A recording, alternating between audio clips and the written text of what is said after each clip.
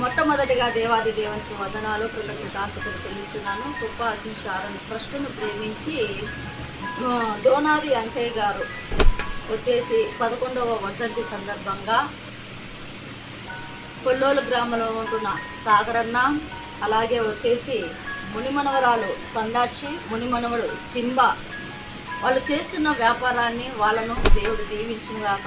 ఎందుకంటే 70 నుంచి 80 మందికి భోజనాలు స్పాన్సర్ చేసిండగా ప్రతి మెతుకును కూడా దేవుడు ఆశీర్వదిస్తాడు. కాబట్టి దేవుడు దీవించేవాడుగా ఉన్నాడు. కాబట్టి ఈ ఆశీర్వాదాలంతా కూడా సాగరణ వాళ్ళ కుటుంబానికి ఉండునుగాక. ఆ కుటుంబాన్ని దేవుడు నిండారులుగా సంపూర్ణమైన నీ చిత్తమే, అనుకూలమైన సంకల్పమే జరిగించుతున్నావు నన్ను విడువక.